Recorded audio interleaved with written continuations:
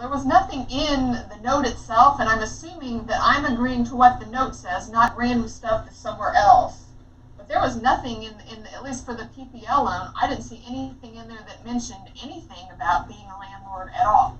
Interesting. That wasn't in it at all. It was it was basic note language, just a little bit more of, we don't have to give you notice. I think it's so that they can sue you and take you to court, and you already agree that you waive your rights to fight them, basically. So, Well, this language is in the ordinance, in the bill they passed. Okay. So that's the concern that you have to deal with is, okay, so we've got language in the bill and language in the note. Which one holds up in court? The bill that got passed at the federal level or the note you signed? That's going to be an interesting thing in the future. I just think there's going to be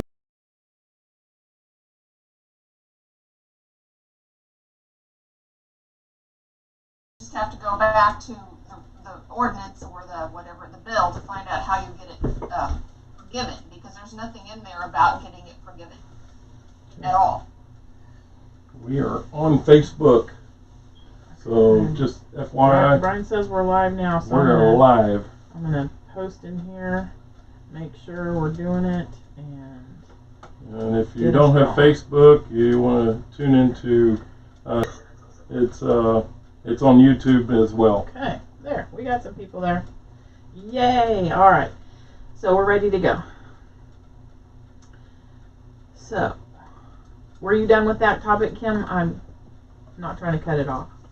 Oops, hang on. I think I lost you. I was just trying to help you fill up some dead air. Yeah. There you go. I appreciate it.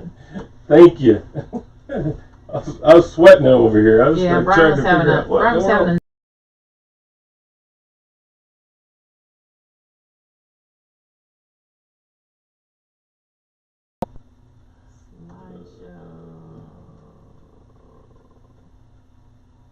from the beginning. All right, there we are. Okay, can everybody see it? All good? Good deal. I can't see you all anymore. I've only got 4 or 5 of you, so. So we're going to talk about seller finance today. So if you want to talk, just unmute yourself because I might, and I don't have the chat screen on. Hopefully Brian will watch that on his cell phone or something. I am. Dale's watching. So we're going to talk about seller financing basics today.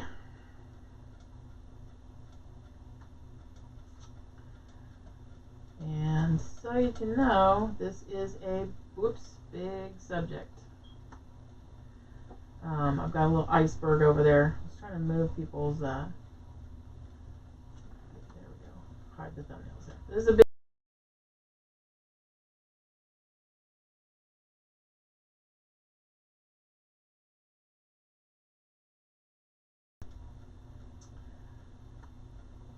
So when you think of seller financing, is this what you think of? Bad credit, no problem, come on over. Is that what people think? I think that's typically what society thinks, is that they've got a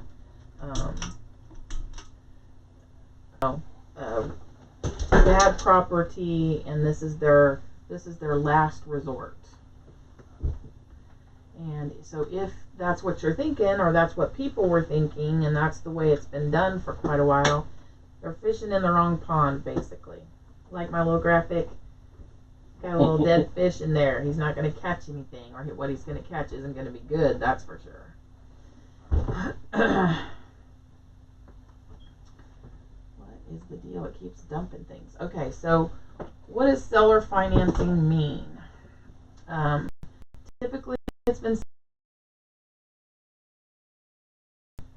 many names that were used for it. Rent to own, lease option, contract for deed, owner carryback, seller finance, and selling on terms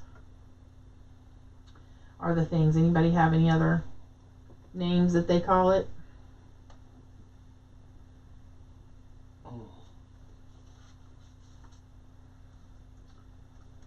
The difference, so the things we were going to talk about is how seller financing or traditional selling of houses. So when you sell a house, when we flip a house, when we rent a house, whatever, we get cash now. We get cash for that thing, but we still own the house. When we do a seller finance sale, we get cash over time. Darn it, it keeps flipping on me, Brian. Sorry, you're having difficulties as I well. am having difficulties. This is one of those.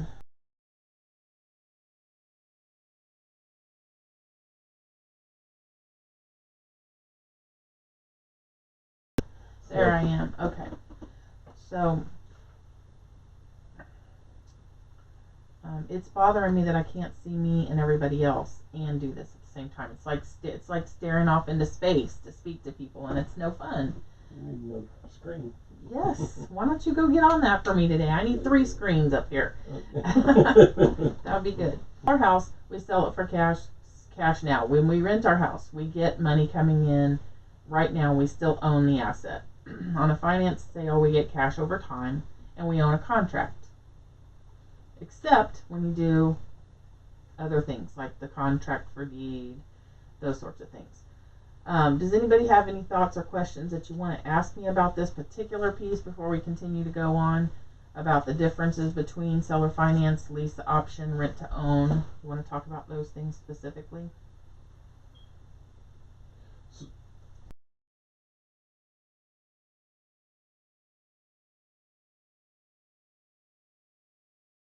A house, and so they sold the house. They might have capital gains if it's like if it's not their primary residence. But if they take it over time, do they get those capital gains over time, or do they get that on the sale price of the house? It's spread out over time, but I'm going to That say, benefit, right, to the seller. yeah, the thing about that part is that I do not keep, because I'm not a CPA. So if there's a CPA on here that wants to talk about that particular thing, but it is my, depending upon the way you're set up, if you're a dealer or what's going on, the way it's set up, will depend on how your capital gains is treated. But it's generally an installment sale, and so it's over time. Uh-huh. Anybody else? Yeah, I have a question in reference to when you're purchasing under this owner. Okay, those are things that would be addressed in the note document itself, but generally it survives. So whatever their estate planning is, so if it's a particular owner and their estate has to deal with that as an asset, and so whatever their estate says, so the contract would live, and then their estate would either sell or assign that note to someone else, and it would continue on. So that contract lives based on the way the contract is written. Thank you. You're welcome. The biggest thing I see right now is, and we don't see typically too much seller finance right now. The reason why we're doing this is because I believe there's a time for it, and I think this is a prime time for it. But the most reason that I see happening is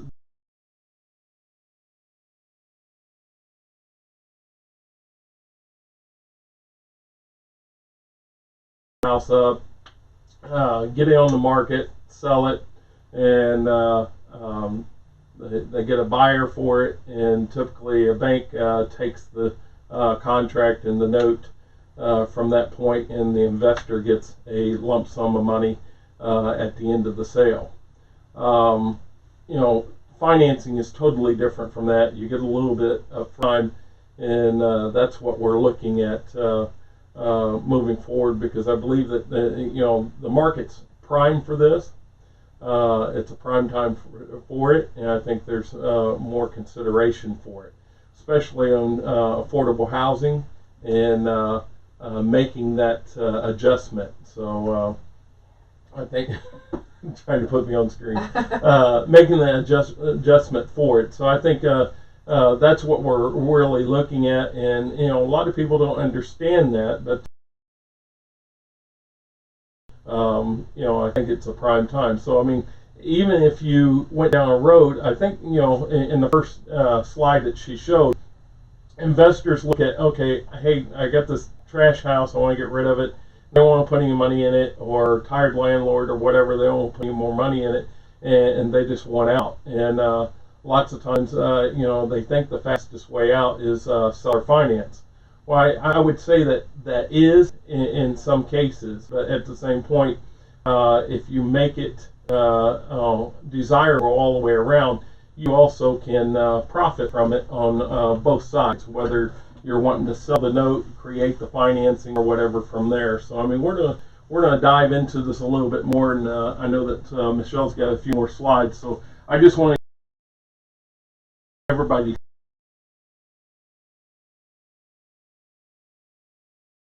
we share a little bit of information and let you know what we've got going as we move forward. And see this right here? See what? Hit that on that one, and that will take the videos off of there. Okay. Sorry, we're having a little technical discussion too, so that we can get the videos off the PowerPoint. Hit the button. All right, so next Okay. slide. Any questions on what Brian just said?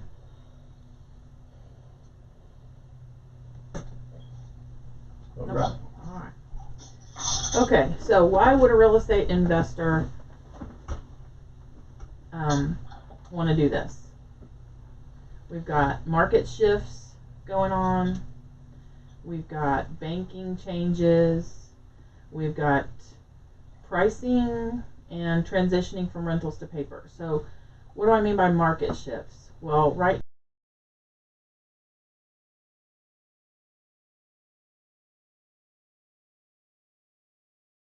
we've got demand going up. We've got an inventory shortage. We've got rent going through the roof, but we've got people who are losing their jobs and having to shift careers and maybe changing things completely. We've got just an entire shakeup in the system. So I think that's where the market shift is that we're talking about. Higher credit scores being required in the commercial and in private lending. We're seeing bigger down payments. We're seeing all kinds of tightening of the credit and those sorts of things. So we just the jobs too. They're checking job information all the way up to the time that they close to make sure that there's not a gap in work history, and they're also making sure that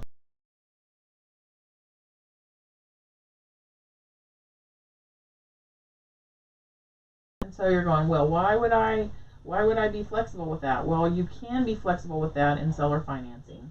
The way you write things up, you can your underwriting is a little bit different. The only thing we really have to do in seller finance to keep it correct is to make sure the affordability piece is met. So we would use special processes to make pieces met, and as long as that's there and they've got enough income coming in to cover that, and their other bills are taken accounted for, and that's what a mortgage loan officer process. And so there are those that will do that for the seller finance community. Let's see. So the banking changes are going to make it to where we aren't going to be able to sell some of our properties, I think. I know right now while we've got inventory low, it may not seem that way, but I think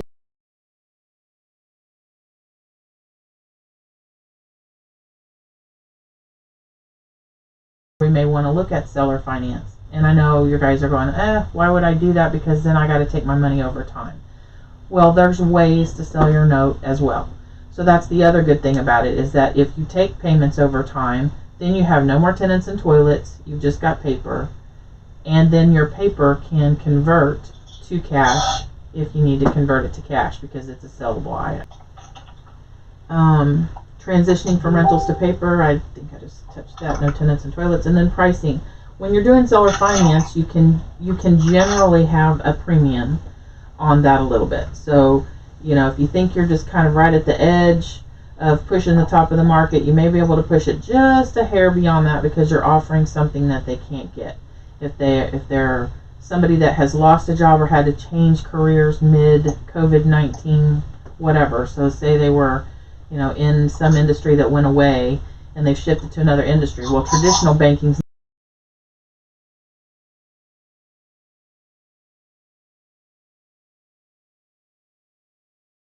if they've gone from one job to the other and they've always stayed working and there's income, then we can overlook those kinds of things.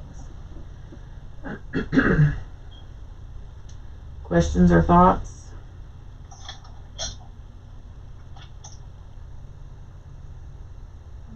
Seeing none? They're quiet this They're morning. quiet today. It's dreary and we're all just tired. Real quiet. It's when I met you earlier, where you mentioned to me that when a real estate investor grows up, they get into notes.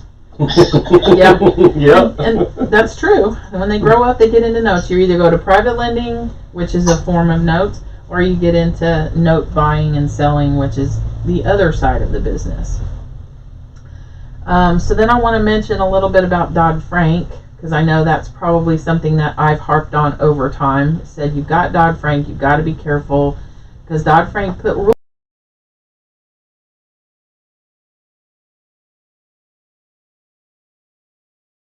into effect, and they were rules. And I always tell everybody, just like everything, if you know the rules, you can play the game. So the rules were you could only originate 3 a year, or you could be subjected to some onerous fines, lose the property.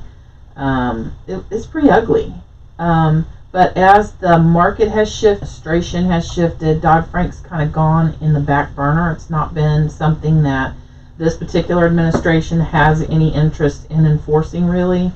Not that it doesn't still exist, but in the background, while all that's going on, we have the Seller Finance Coalition. I've talked about it a couple of times. We don't talk about it a lot, but I did put it on the screen here for you. So the Seller Finance Coalition is kind of a grassroots group, most of them in Texas. Jeff Watson is in it. A lot of the note school people are in it. Colonial Funding and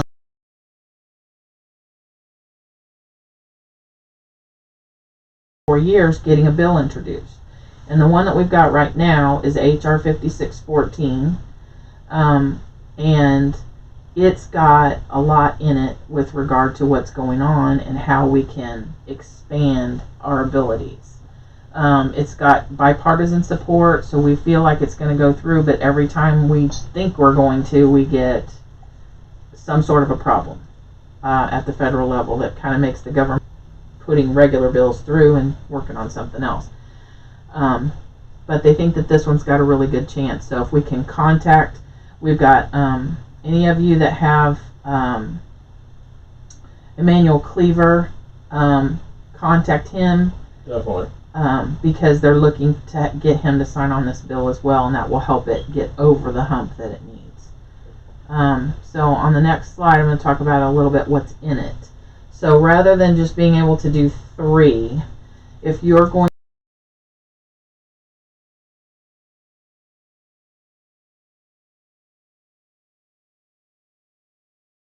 and if the values are under 100,000, they'll let you originate up to 30 on this bill. So that's a lot more than 3. It would actually make sense for people of our kind of mid-range scalability be able to do this without really having too much problem. So let's talk about originate. Okay. Creating one of these. Originate means create the note. You've got to own the property, and then you can, if you're selling something that you own or your company owns, then you can originate the paper. Originating the paper and making it sellable are 2 different things. So you can originate paper, you can write rent-to-owns, and you can write lease options, and you can do contract for deeds, and you can do all of those things on your own or with your attorney or whatever. But making it a saleable note is a different story.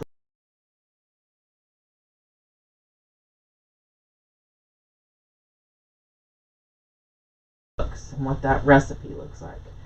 And the very first thing with regard to that is using an RMLO, a residential mortgage loan originator, who can look at that file, take in the paperwork from the people, going to get their tax returns, going to get their paycheck stubs, going to check their credit, and then we're going to go through and he's going to stamp it yes that they cannot make the payment. And that is going to be your ticket, one of your tickets to selling that note appropriately. So by doing that, obviously you're better able to resell the note, especially if you want your capital out at any time. Mm-hmm. But the process of that, let's talk a little bit about the process, because you and I know that the process is typically to buy a house. It still takes 30 days, right? To go through the process. Mm-hmm. To do this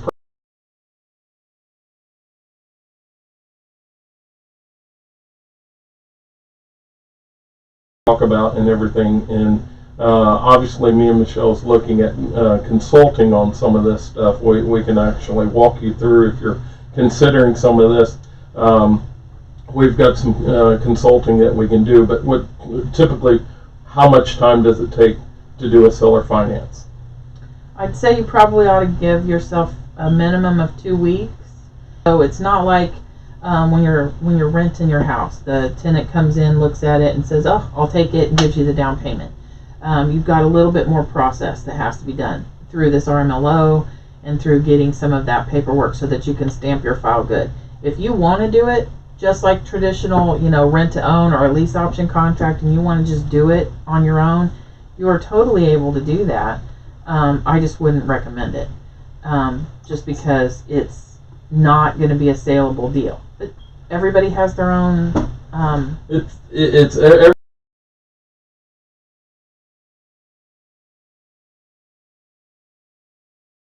cookies or apple pie. If you want to stick something else in there, that's up to you. But if it doesn't taste like apple pie afterwards, or chocolate chip cookie afterwards, understand that there's discounts to that, even bigger discounts than that you would typically take if you did it right.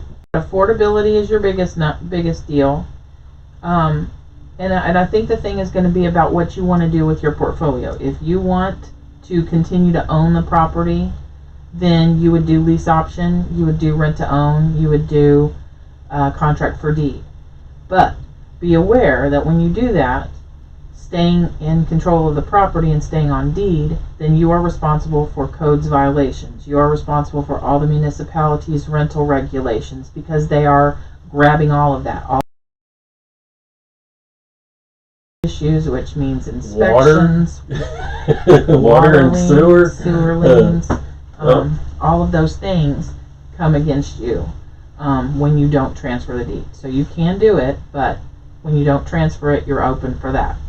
2, the other problem with those forms, contract for deed, lease option, rent to own, is that you've got people that are paying to purchase a home. Depending on how you've written it up, you can end up in some hot water. If your lease and option are not separate agreements, can cause you hot water. We've talked about that before with regard to equitable interest. The courts can find equitable interest is there. So there have been moments where people have gone to court on a rent to own, lease option, or contract for deed and ended up being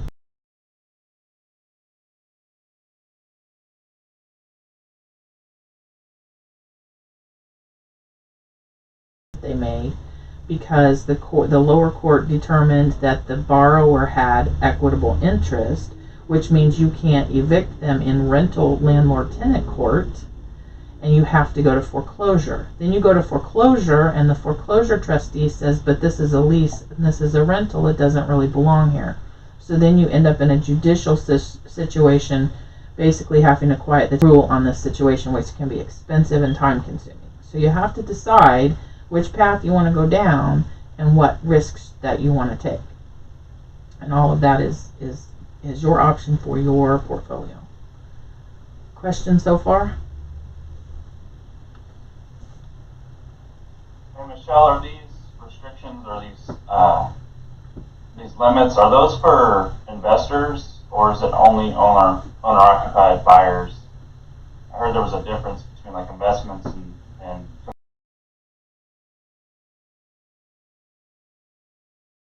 rules are for consumers. If it's to do with investment property and non-owner occupied property, these limits don't exist because there's no consumer protection to an investor. They're considered sophisticated. Do you still need a loan officer then, or not? You would not. No. Investor to investor is all right. But you would have to put a lot of language in, like I think what our hard money lenders and our private lenders do with regard to you, et cetera, et cetera. Because that's where the consumer finance or consumer protection piece comes in, is when somebody's living in the house. I'd make sure that piece is in there. That way, you know, if that is violated or whatever from that point.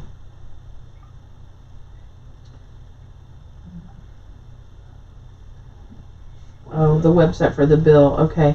The website for the bill, back on this HR 5614, it is, you can Google it.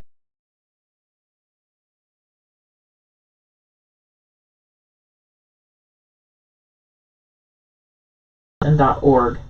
So we'll put that in Facebook, and you guys can have it that way if you'd like. Trying to read chats everywhere here. Sorry. Anybody else? Touch base on when auctions will start back up. Yeah, when we get done, we'll talk about that. Okay. I'm gonna move to the next slide. So this is the basics. I know everybody's kind of gone after me for a while and said, would you please just give me the recipe? Would you please? And it's really hard because it's just like lawyers. It depends. But this is a basic deal that we put together, I don't know, 2018, 2019, sometime like that. These are some basic guidelines of what you need to have as your criteria.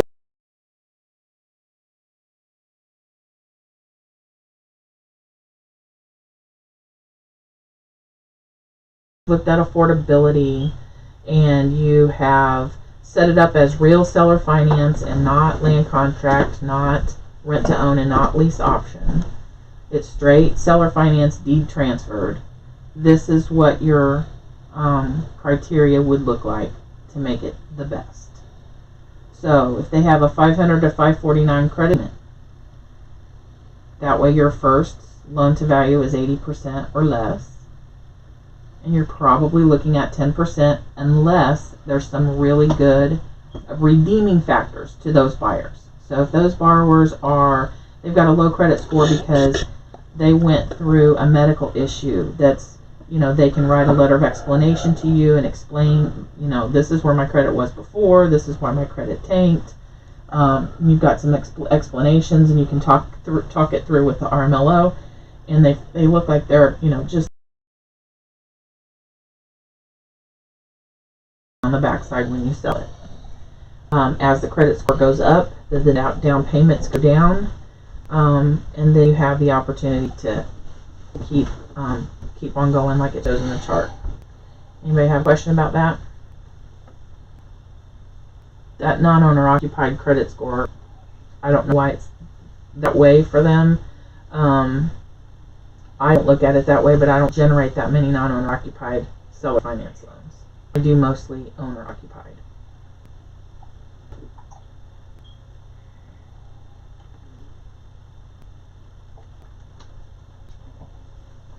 That's the one that we buy too, most generally. Mm-hmm.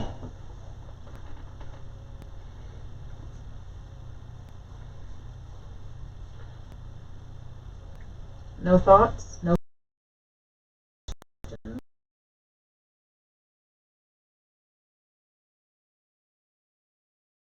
By owner occupied out of town. Here in town, we can consider everything.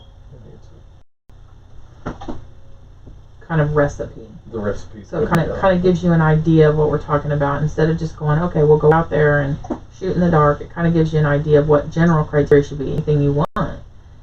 It just depends on whether or not you're going to want to sell that paper.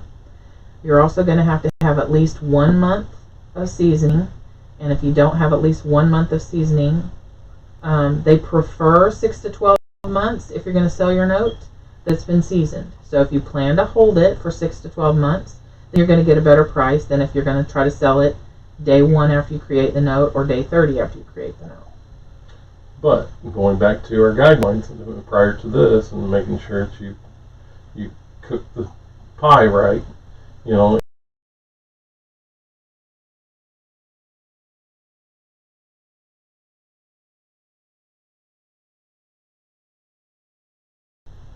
Is that helpful? I know you guys want to know a lot more than this. You can get some thumbs up there. I wanted to put something in. I mean, I've got. This would take days. It takes days and weeks and years to actually get really, really good at it.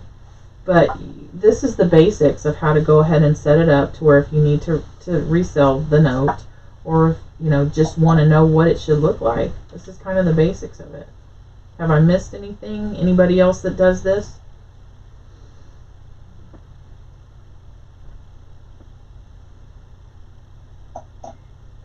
Okay.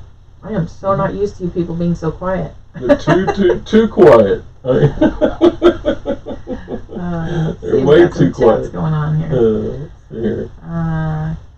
We can get home ownership back to the inner city. Yes, that is true. That's most.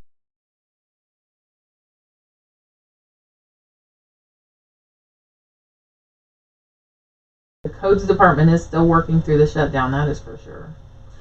Well, the other side of this too, I mean, you got to consider that the banks, what they will lend. I mean, when you're talking about some of these houses, inner city and everything, being that they're changing and there is a shift happening, they may raise the limit of how much they're. It's better for them to lend $150,000 than it is to lend $75,000. So. Kevin says the important thing is that note buyers are expecting a 10% return, so you can either charge interest or discount the price. And that can be true and can't be true. Things are shifting, where we're seeing yields going down.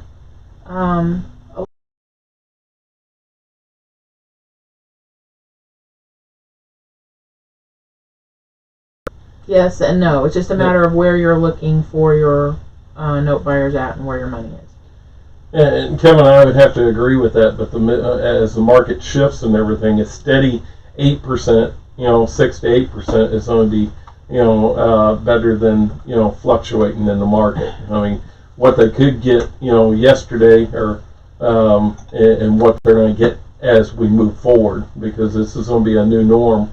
So I would think that we need to prepare those investors as well. A steady rate than having one that would fluctuate. I was going to say, Brian, do you think the rate is going to shift down, like you said, to that 6 to 8%? I think so. It already has. Or do you think, the longer this goes, it's going to shift back up? No, it already has. Yeah. It's gonna go down and stay down for a little while, and that's just it's a market condition right now because of the shift that we're going.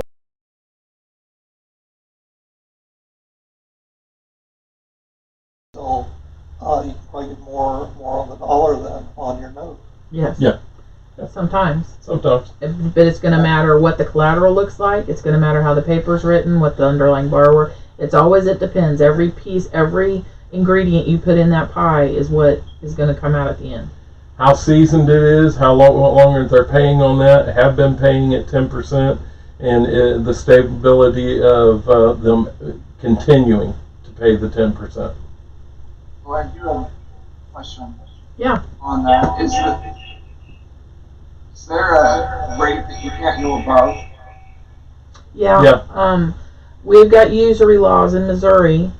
I haven't looked at Kansas, and I believe the usury number is anything above 10 on owner-occupied consumer. So I don't think you can go above 10 there. Non-owner-occupied, there isn't any usury on that, but in the consumer finance piece, there is. Can you resell it? You can, but then if you get into a position where you have to foreclose, then you're going to be called on the carpet for usurious interest. You can go as high as you want if it's investor to investor. But I mean, when it comes to consumer, there's laws out there, and we're not past the point right now. This pandemic has caused a lot of things, and people fixing to go through foreclosure, maybe, possibly, especially if it's owner finance and everything. I believe that you've got some ambulance chaser lawyers out there that may try to find another way to save people's houses. So I want to make sure that we're in compliance all the way around, especially when we're creating these notes as well as buying these notes. That I don't want anything coming back on the investor or myself. Dominant nowadays. How about that? I think Brian was trying to liven things up a little bit this morning, Michelle. Did it work? It's been pretty, yeah. I think it might have. Well, I mean, we can certainly dive off into all kinds of interesting topics. I mean, I don't know if any of you follow the things that I have to talk about on the Facebook some days, but I get myself in hot water every now and then. I'm in hot water daily, so, it's all good. Yeah. Any other thoughts on this idea or these numbers? You think ambulance chasers is polite for how he really feels? Yeah, maybe so. Maybe so. Maybe Sorry. Way to break the ice. Yeah, it works. Well, I got you guys talking.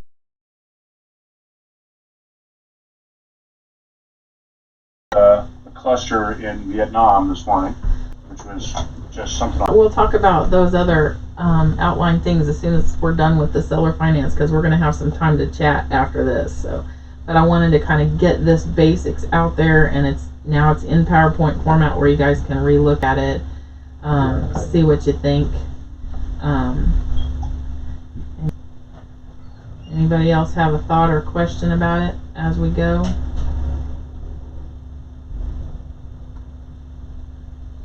Let me see if I got any more slides. I don't think I do. Nope.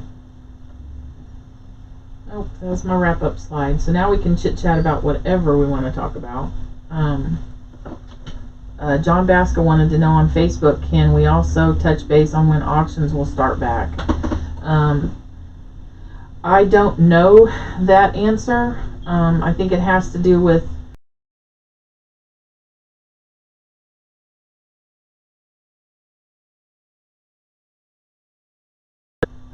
the local authorities have said no. At least most of the local authorities have said no. They want to stay off till the 15th and then assess that if they want to go further. So the auctions will not start back up until, one, the courts are available to process the paperwork, and two, any of these put in place by emergency ordinances and emergency directives by the leaders of the local counties and areas, that's going to affect how long it takes for the legal system to get itself back in order. So it's not a good answer, but that's the only answer there is at this point.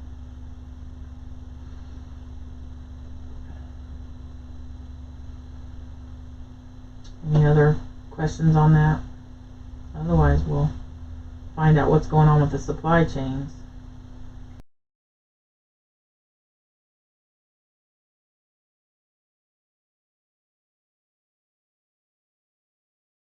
It's we're not selling enough. We don't have enough U.S. business to keep these factories rolling, and we've got 100 containers sitting at the ports, literally. And is that because we're all not working, and so everything's just kind of at a standstill? No, it's because the government is holding our material for 30 to 45 days, attaches itself to things like plastic and boxes and metal, and they don't know. So, since they don't know, they're just going to put us on hold, basically. So you're starting to see stuff that are coming into these box stores that are kind of short in hand. That's kind of why. They, in Cole, on the vinyl side, we've got over 100 containers sitting in Long Beach port that they will not release. out of China because they're afraid that this disease might be attached to something. And we have no.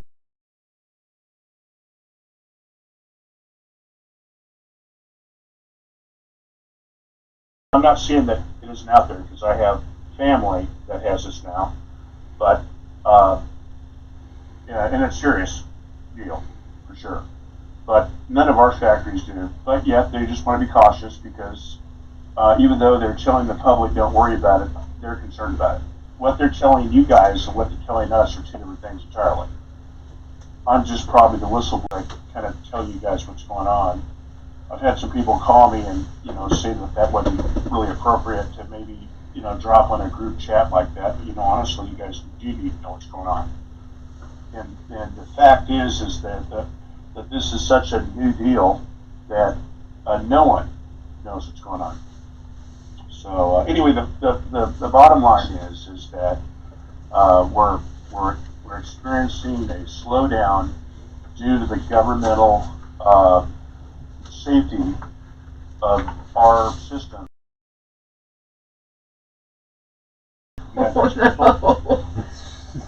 Oh Yes, no. Oh yeah.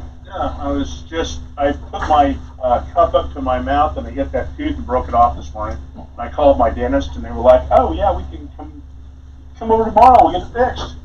I said, "You guys are open?" "Oh yeah, we've been open the whole time." "Oh, okay. Well, you're gonna get that thing glued back on." But this morning, yeah, that's what I've been doing. Bottom line is, guys, I think that it's probably a good idea that our government's looking out after us like this because they just really don't know. And I'd hate to have somebody get sick over something that we could have prevented, and I think that's just a good thing. I'm not thrilled about it because I'm in sales and we keep running through, we open up a container and sell it, open up a container.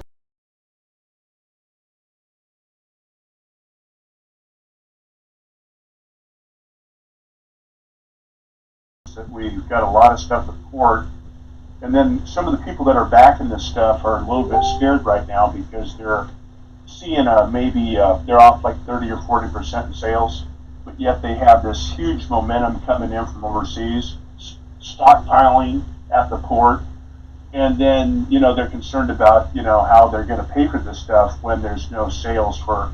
It's a little bit nerve-wracking. Something I have not experienced in the past. I've experienced shortfalls, but not shortfalls due to the port congestion and not releasing stuff because of safety. And like you guys, I'm a little bit nervous because I'm looking at my lifestyle and what we do at the Mile Enterprises and how we service our customers being affected by these shortfalls of material. Basic, I'm scared and I don't know what I'm doing and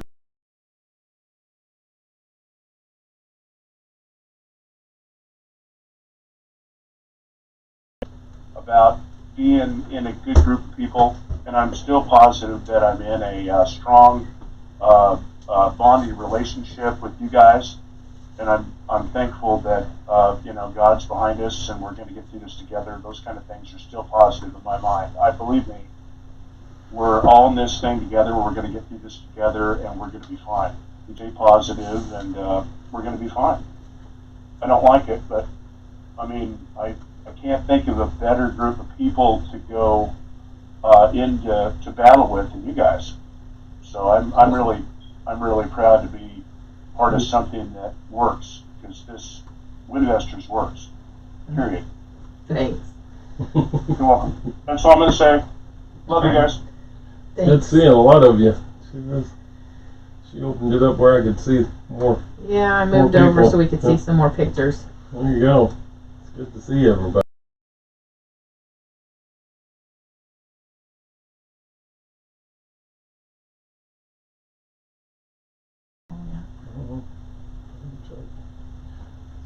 I have a little bit of random news. If anybody knows where I'm from western Kansas, and so my parents still live back there, and so they update me on the western side of the state.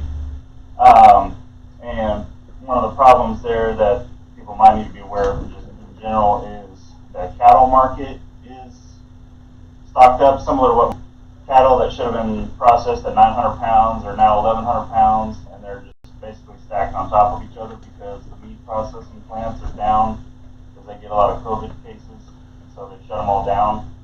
So my guess is the price of the beef is either, I don't know, going to go up or down, but there's going to be a shortage of supply. So I wouldn't be surprised if grocery stores and stuff started running out of beef. If you can't get any more in there. So just random thing that I was told here over the last couple of days.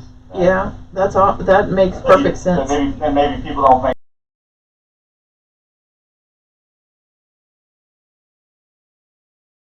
Discussion coming out of Texas that they're being asked to cull their herds basically and euthanize a lot of their animals I mean, if anybody's seen like the dairy farms that have been dumping milk, it's kind of the same situation. They're going to start having problems with these cattle that are overweight and they're pigs. Yeah, they're stacked doing that they pigs can't too. and they can't get rid of them. I think they're going to shut down the plant again. They opened it back up for a while, but more cases have popped up, so they're probably going to shut it down again.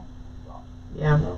And there's been places where they're tilling under their vegetables, same problem, because we've had a supply chain issue, whereas the supply was set to go to major things, schools and, larger facilities, and they don't have the capability to change the packaging and change the throughput to get it to market in the way that we need it now. So, we're having a lot of problems there.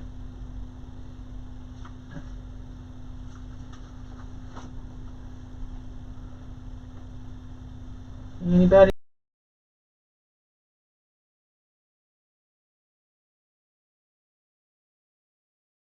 Staring at screens now with the Brady Bunch around us. Hey, Michelle, I have a seller finance question if you want to talk about it for a minute. Absolutely. Can somebody seller finance a property if they have a mortgage on it, or would there be a way to go about doing that? Yeah, you can. Yeah, you can. The issue is you got to look at what your underlying documents say. If your underlying documents have due on sale, so do you want to wrap it without talking to the lender about it, or do you want to notify the lender? There's ways that you can do that. So if there's an underlying, you can say, dear lender, I've come across the situation, blah blah blah, and so we have some of that in our ability to help with that if somebody wants to do a wrap on something like that and notify their lender or not notify their lender. If you don't, then of course the due on sale clause is potential. That's one of those things you have to think about.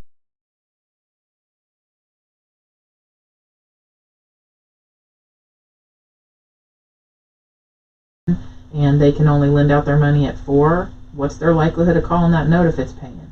Probably none, because it's yielding way better than what they could reloan that money out for. So there's just a lot of considerations. Mm-hmm. Anything else? I'm gonna let you pick my brain on this stuff.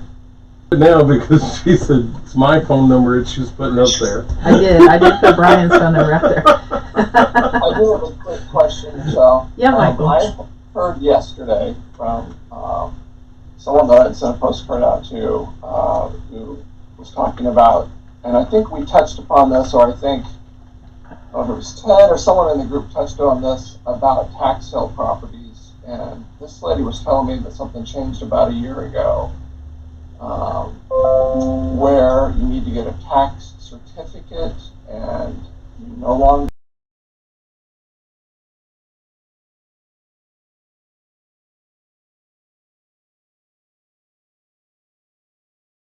sale. Anyone familiar with any rule changes on that, or you have to buy a tax certificate? I haven't seen anything. If anybody else does, jump in. But my understanding is that it's the same process, that you buy it through the tax sale, you're getting the court administrator's deed, and that deed doesn't necessarily mean that you're going to have insurable title unless you've gone through a title company and quiet on that title report before, other than just the taxes. If it was a completely, clean, no mortgage, and they just didn't pay their $300 a year in taxes, and then the taxes foreclosed, then that's pretty straightforward. But if there was a mortgage out there, or there were, decedents, people died, and there's other estate issues, with regard to that, you're still going to have to quiet that title, as far as I know.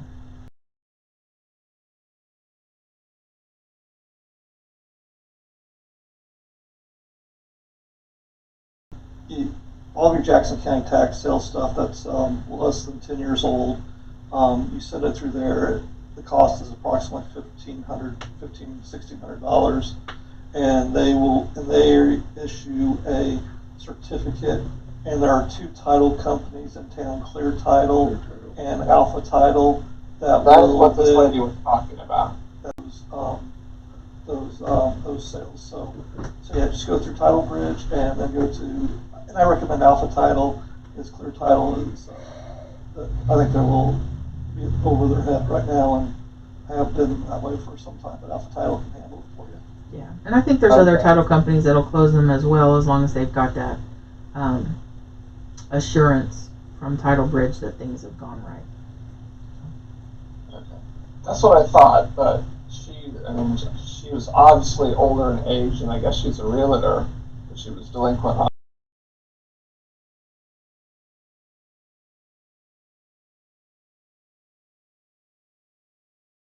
Like, okay, never heard this, but I'll look into it. She's like, no, you don't do quiet title suits anymore. I'm like, okay.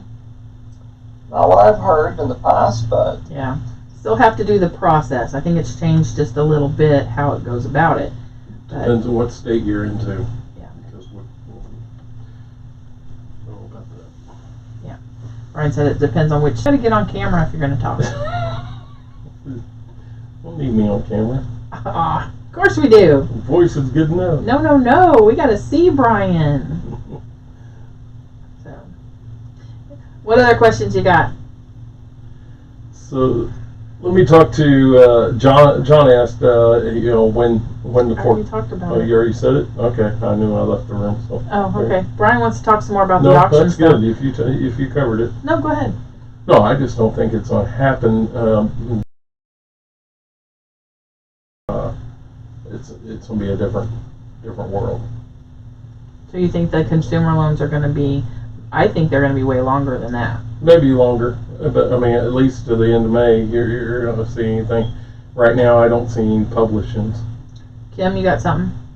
Well, I'm wondering on the foreclosure auctions, just like Julie said that there's going to be a 4 to 6 month delay on evictions just because of the backlog. I would assume there's going to be some kind of backlog on foreclosures, not to that extent because there's not as many foreclosures as there are evictions, but I would still think there'd be a 2 or 3 month backlog.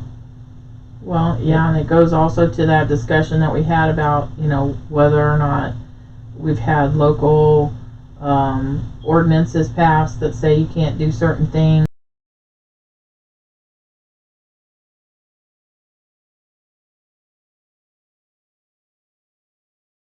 In September or so, I think there's a lot at play as to whether or not those auctions are going to come right back up and what's going to be allowed at them. So It'll be interesting to follow. I do have one more thing. I watched on Facebook last night. I read a book from Michael Zuber and started following him. I guess it was on maybe YouTube. Video, I guess it was in the Washington Post yesterday, or maybe it was the Times, but somewhere in DC or that area over there, is back about the rent strike. This whole 17-unit complex was organizing. They're saying they're trying to get the government's attention, but they literally were going door to door, and I don't know. He said there was like hundreds and hundreds and hundreds of, and it was affordable housing too, I guess. But they're to make a moratorium for rent and mortgages. I don't know, maybe I'm making this up, but I thought I read something about a year that they wanted the governor to come in and say, nope, not for a whole year. We're going to put moratorium on mortgages and on rent for a year, and that the landlords really should climb in and work with the tenants groups to ask for this. And it's not going anywhere. They're barking up a tree that's just economically unfeasible. It's not going to happen. I know that changes are being made to our country, we'll see how they all land. Surrounded by idiots, not completely, and they will soon realize that that's not going to work well. It's just what it is. But yeah, I agree. They've lost their mind. There's no way that anybody's going to pass something like that, because they did, it'd be complete shutdown. We go to a socialist society, and then we can forget about anything we do or they do because the government's in charge. So there's a lot of things that can happen abruptly that the American people will not be very satisfactory about if that continues to go that way. Yeah. I just don't understand it. I mean, I've had a very difficult time with this the whole time. And people are just flat stupid. That's just ignorance at its best. Because that's just not even possible. So let's forget about the whole thing. Let's not worry about paying our houses, the banks back, or any of the loans that we got back.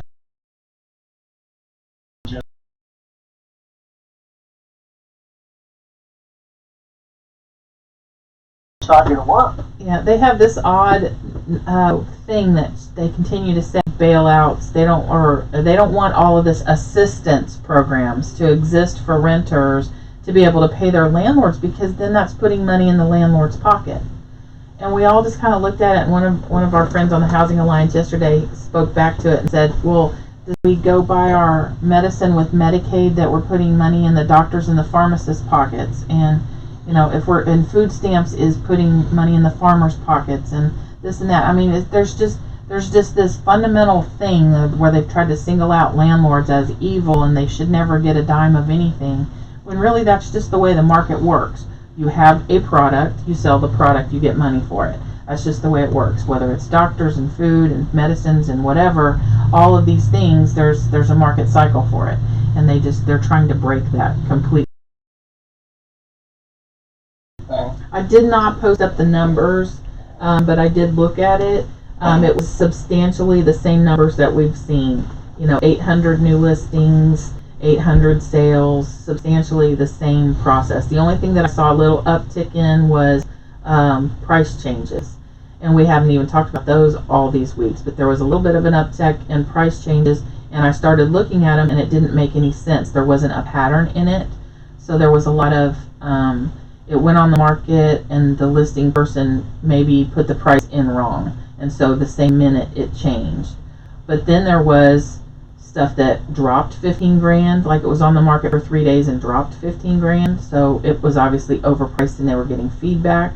And then there was other stuff that's changed 15 to 20,000.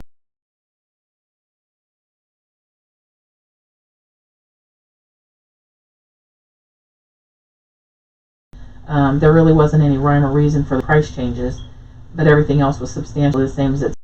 A couple of my business associates did say something last week, and that was that, and from a real estate standpoint, but they claimed that they had to wait a certain amount of hours to show a house, for example, and the showing happened, then their term came up and they sold the house. I know that person was saying that it's difficult for them to, successfully show, because apparently their company or the people they're working with, they have certain slots open so they can view the house with the customer, or take the customer through the house. And that being the case, there's a lot of people looking at these homes that are out on the market.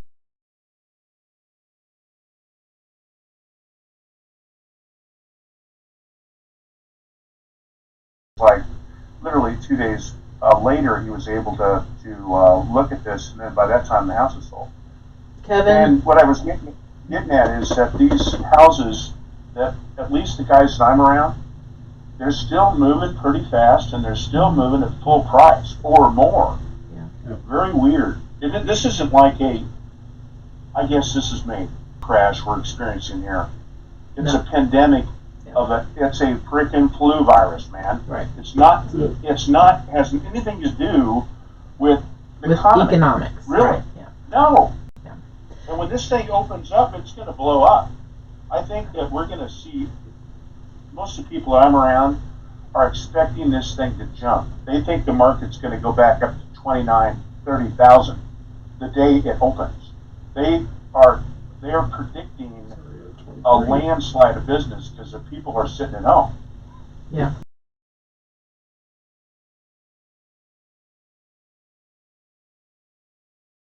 Positive thing more than it's a negative. It's negative because it scares us, but the positivity of it is a lot of people sitting at home twiddling their thumbs right now, ready to roll. And when this thing rolls, it's going to roll. I just don't know when it's going to stop, but it's going to start. Yeah. Quick. Well, I was going to ask Kevin, since he's showing a lot of houses, are you seeing centralized showing block out? I mean, are we having blocks of when you can't show, or what are you seeing? Basically, what they're doing is not allowing more than one showing at a time. So, in the past, you'd schedule your showing for an hour, and you'd show up, and then, 15 minutes later, here comes the next person in, or 2 or 3 people would show up at the same time, and you just took your turn. So, like on Monday, this was a house that was listed on Monday. I had a 10-minute showing window from 4:50 to 5 o'clock. I literally took the key out of the hand of the realtor that was in there before me, and there was somebody sitting in the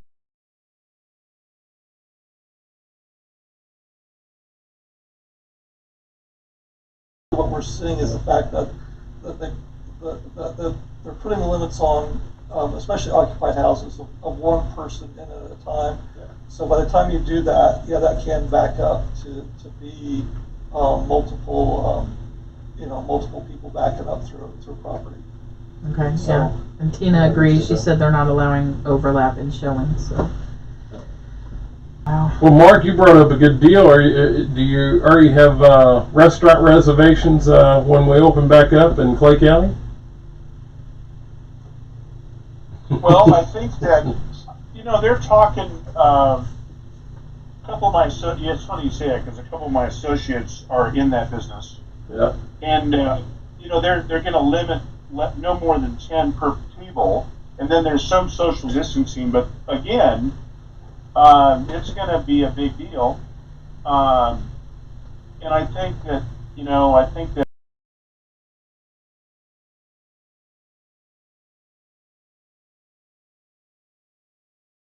restaurant business, for example, produce in some cases is literally being turned into the ground. So they're not selling enough of it. The canneries aren't buying it because they don't have the demand for it yet. And in some cases, they're literally pouring milk into the dirt.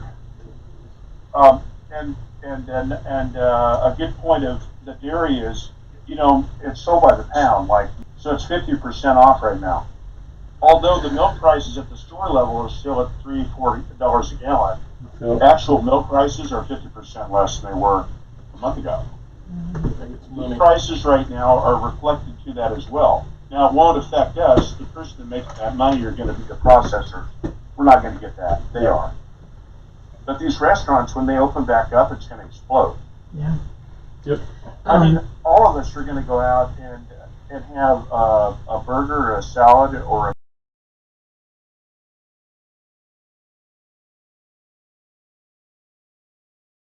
all of us are. Yep. And a lot of us have friends and family that are in that business. We're going to go back out and support them. Go ahead, Kim. But they were talking on the news, they were interviewing several restaurant people that they didn't see any point in opening if they had to manage social distancing because they couldn't make enough money off the sales floor to put food in the kitchen and hire staff. So economically feasible for them to open if they had to cut half the tables out of their dining room. Yeah. And so they weren't going to open because it didn't make sense.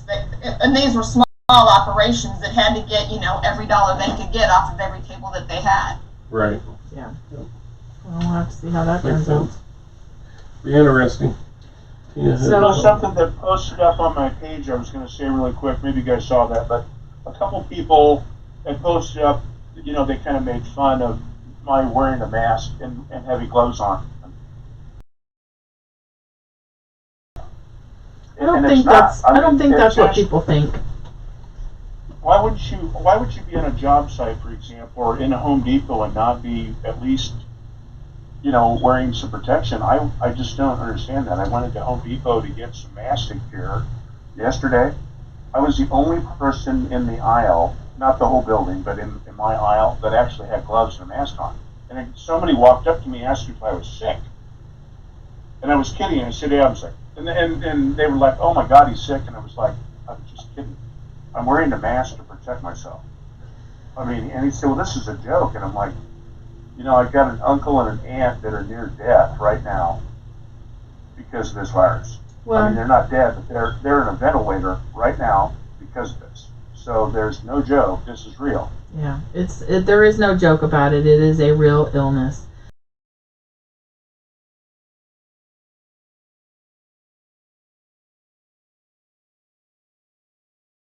Information with regard to things of whether or not wearing masks and gloves is beneficial or not beneficial, depending upon who your doctor is and what they're telling you, and what precautions that you're taking, because I see a lot of people misusing their PPE. So they will wear it, but they wear it incorrectly. They have a mask on, but it's down when they're walking or touching it, and the whole purpose is don't touch your face. Yeah. If you don't touch your face. But if you're wearing gloves and you don't change those gloves every time you touch something, then you're not the same deal. So there's just a lot of all that, and it's just, you know, if you just practice, don't touch your face and keep your hands clean and stay away from people from a normal distance, it seems that everybody's going to be okay. Whether we're going to get it or not, we don't know, but it's the same as the flu. Not that the virus is the same as the flu, but the process is the same. It's a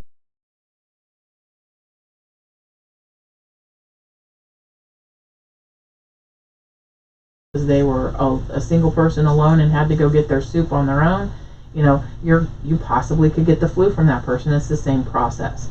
So I think there's just a lot of confusion about what's the right thing, and honestly, it's more about what do you feel comfortable with for your own self and your own family than it is anything else. Hand sanitizer and To a lot of it.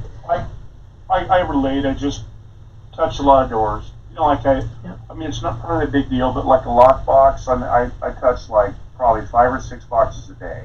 Mm-hmm. And I'm always opening in and out, and I'm just doing this. And when I get done with that day, I take my gloves off for a while. Mask, same deal. I just was fortunate to have a bunch of those masks because I was at some point. Well, I don't know. I think my wife ended up buying like 20 of those masks off Amazon like a year ago.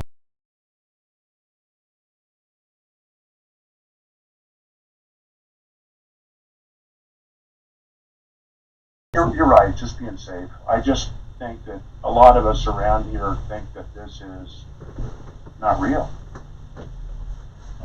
Well, I think a lot of that goes, though, you go to an emergency room today, because I had one of those people that was buying a property from me.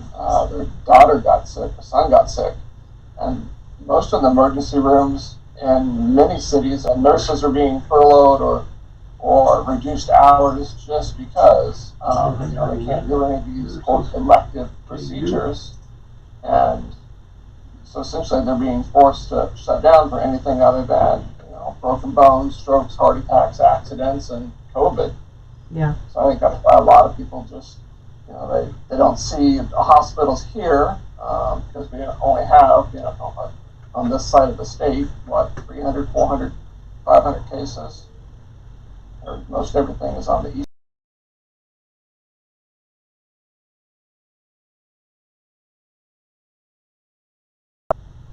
And that deal, what I was referring to, wasn't here locally either. It was Boston. So I've got family in Boston that the whole family has it, as a matter of fact. So yeah, and that's just a really sad reality up on that side of the country. It never even occurred to me that I could have anybody, because I used to say I don't know anybody that has that stuff. Well, I've got direct family that have it now. It's pretty serious. Sad. Not funny. Nope. So we've had a couple of posts, if you don't mind me switching it back a little bit to the showings. A couple of posts where people have said the market's still good. It's a bit of a challenge to look at things. Social distancing to abide by, no overlapping. We expect things to get hotter when it opens up. And Tina said some agents are on purpose setting showings back to back to dominate a house so that they will get the contract by the end of the day. So seeing a little bit of manipulation of the situation as well.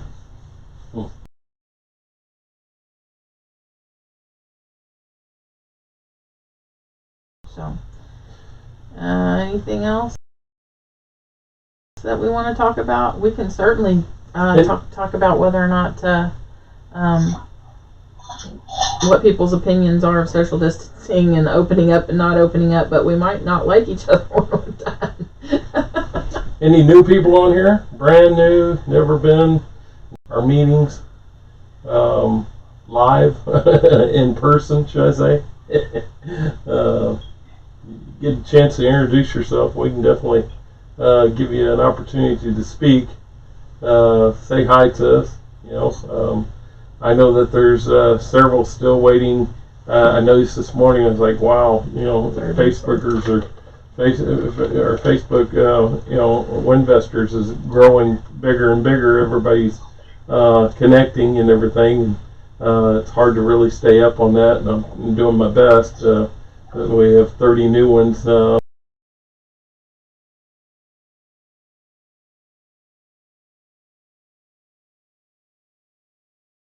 I would say that, you know, that's great. I mean, especially in this time. So, but if you're brand new and you'd like to at least say hi or introduce yourself, definitely speak now. You know. I'm new. Who's new? Steve. Steve. So I'm Steve Iverson, and I'm tuning in from Des Moines, Iowa. I'm just not able to make meetings. I've wanted to for several years. Now COVID's given me the opportunity to drop in. And so it's a nice, and I was just thinking about that earlier. It'd be nice once we get back to live meetings if there's just sort of, you know, put a video in the corner or something so people like me who are out of town or can't make the meeting might be able to participate a little bit. Well, you read my mind. I was just going to ask people if they wanted to, how they wanted to do things when we get back to doing it. So it's definitely making us change the way that we've done things. And technology has been a little bit scary for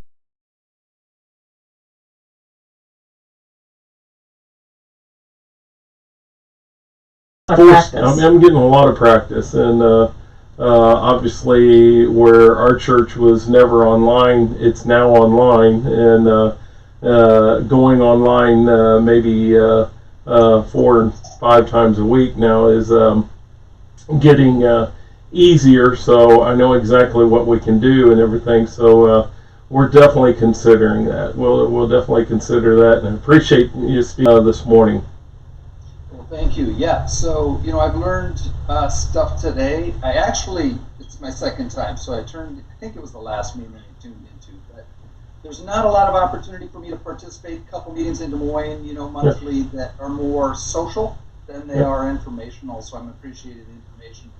I'm real quickly, I'm a landlord, so I have a small portfolio. I'm a private money lender in the Iowa and Missouri and Minnesota markets. All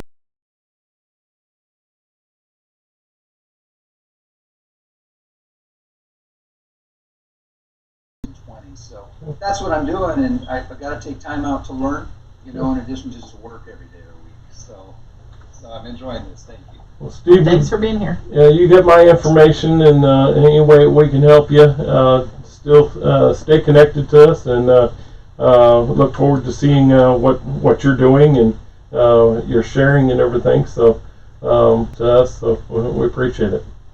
Thank you. Anybody else? Got some more chats going on. Everybody wants breakfast. I want breakfast. I want to sit on breakfast. So, are we doing biscuits and gravy when we get back? Something good? That sounds awesome. Kim says, Mary, back to normal in May, just cheaper on guest fees and event fees. Going to be virtual through June, maybe back to live in July. That sounds like a plan. Good. Best to keep the food and everything as clear as we possibly can. Now maybe I'll not get biscuits and gravy the first week. Maybe we'll have to do Panera sandwiches. They can all be just taken away.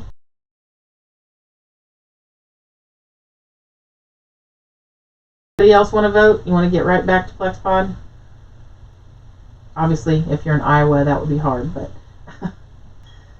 I'm wondering if live meetings, but figure out a way to broadcast them for our people that are still afraid or might be, not able to come out because they have other health issues and they're afraid of getting the virus. So when we go back to normal and having live meetings, to actually maybe not broadcast it live, but record it and have an ability for the people that can't come to access it because they're not physically able because they have whatever it is they have and they don't, or if they have it themselves, but they still want to come. Yeah, and that's I think that's an awesome idea. You can still broadcast live like you're doing it now.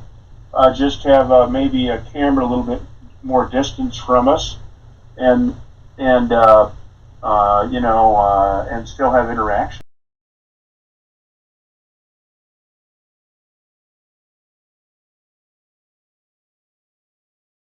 So, yeah. Well, it's not it doesn't want to. It's just unfortunately Tuesdays are impossible because we can't be videoing church on Tuesday night and being at Mary, so that makes It's it our hard. Bible study night, but at the same point, I think that being able to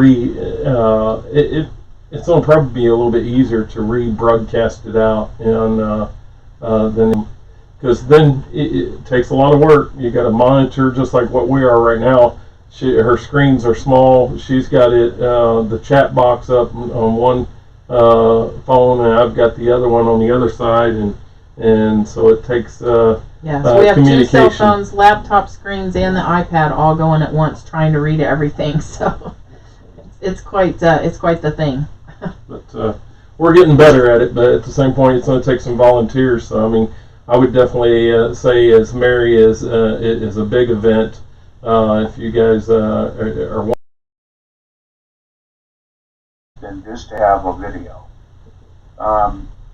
It's not a bad thing, but you just don't get the solution that you get when you're on a Zoom. I'm just not the technical person, but I would be willing to maybe help, financially if we needed to get somebody to do that for us. I'd be willing to help out doing something like that.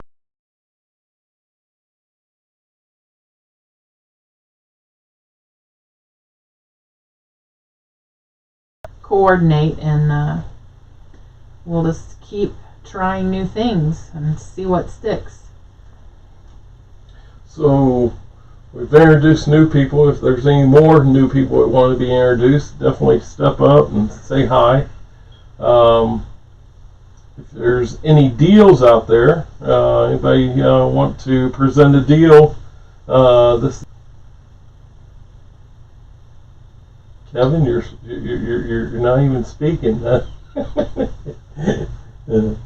might have. I was going to say I might have a possibility of a flip coming up in the Northland in the soon. We're still talking with people. Other than that, wholesaling is pretty quiet right now. Okay. And most of that is more to the wholesale type buyers are. That's okay. Good deal. All right. Well, I think we should wrap up for today. I love. Actually posted on Wednesdays on Mari. Just some literature and maybe a couple pictures. I think we were only able to do one on that page to share. I think that's what we